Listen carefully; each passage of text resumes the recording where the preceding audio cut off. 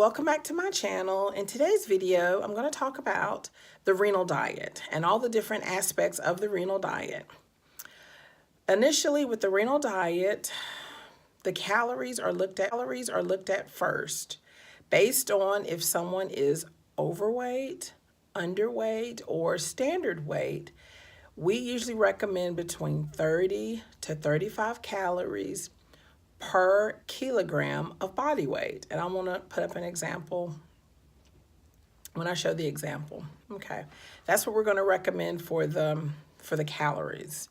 For the protein, because dialysis is a catabolic, puts the body in a catabolic state, you need more protein on dialysis than if you weren't on dialysis. So typically we're going to recommend between 1.2 grams of protein up to 1.3 grams of protein per kilogram of standard body weight. If you're on PD, you're going to need more protein because in peritoneal, you lose protein through the treatments because you're doing treatments, daily, overnight, what have you. So that's why we recommend more protein for a kidney patient. The next thing we look at is the phosphorus, because phosphorus is not easily dialyzed off like potassium is and urea and creatinine and things like that. The phosphorus, you have to restrict the phosphorus in your diet for that reason. Usually, as a broad recommendation, between 800 to 1,000 milligrams of phosphorus per day is recommended for the kidney patient.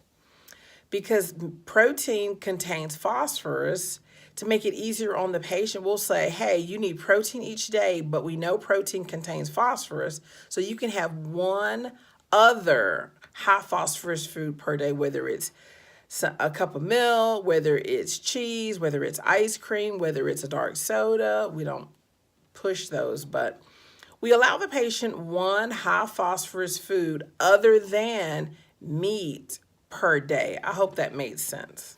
So between 800 to 1,000 milligrams, 800 to 1,000 milligrams per day to be on the safe side.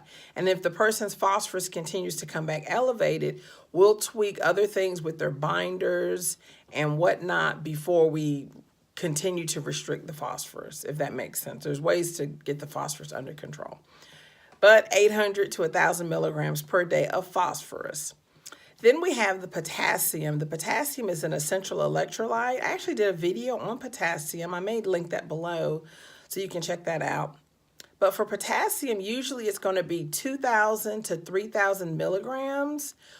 We're measuring potassium every month, and potassium is normalized after every successful full dialysis session. Not to say you could go out there and eat bananas and oranges like a mad person, but phosphorus is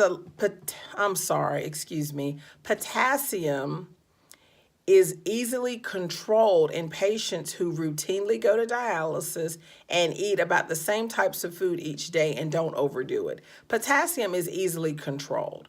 A lot of people have issues with potassium because they're eating a lot of one particular food, like maybe beans, maybe nuts, maybe a lot of dairy products. So their potassium can run high for that reason. But usually if you do 2,000 milligrams a day, you go to all your dialysis sessions, your access is working fine, you stay your full time. Most of the time, you're not going to have a huge problem controlling your potassium unless you like to eat a lot of fruits and vegetables. You're probably going to have a problem with it. But most patients typically are not going to have a problem with potassium if they follow those guidelines. The next indicator is the sodium. Sodium is going to be what's considered a low sodium diet, which is 2,000 milligrams of sodium per day, okay? Most Americans that eat out and eat a lot of processed and convenience foods are going to do maybe 5,000 milligrams of sodium per day and not even notice it, okay? So any restriction the patient can do to cut back on their sodium, as far as processed foods, eating out, eating a lot of convenience foods, watching the portion sizes to really control that sodium, because the sodium will actually drive you to drink lots of liquids, which will make your treatments rougher, which will make the fluid gains rougher. So it's like it can easily spiral out of control when you're not watching that sodium. So the sodium recommendation is 2,000 milligrams per day.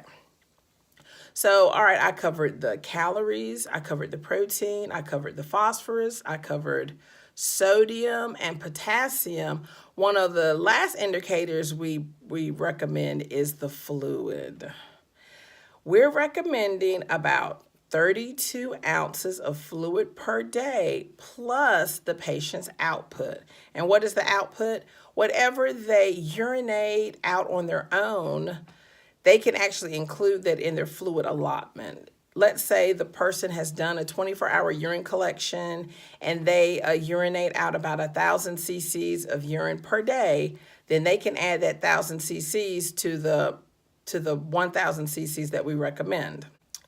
You're unable to get your fluid off because you just can't tolerate a certain amount of fluid being pulled off of your body, you may have to do less than 1,000 cc's or 32 ounces per day. But you want to work with your physician in determining if you need to do less than that.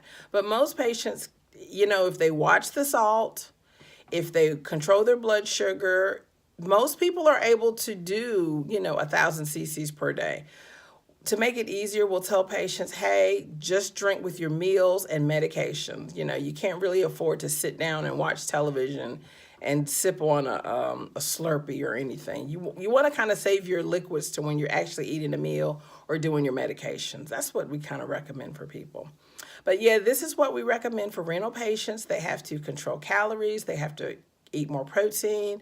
They have to watch the phosphorus. They have to watch the potassium. They have to watch the sodium. And usually when patients cook, eat at home, don't eat a lot of fast food or a lot of junk food, a lot of patients, you'd be surprised, are able to kind of adhere to the renal diet with, it's not too bad for some patients who, like I said, fit into those parameters. But people who like to eat out, people who are always on the go, they typically have a harder time with adhering to the renal diet. Hope I didn't leave anything out. So if you have any specific questions or comments, please leave those below. And I appreciate you taking the time to watch my video and supporting my channel. And I'm going to continue to put out more videos on kidney disease and especially dialysis. And I appreciate you watching. Thank you.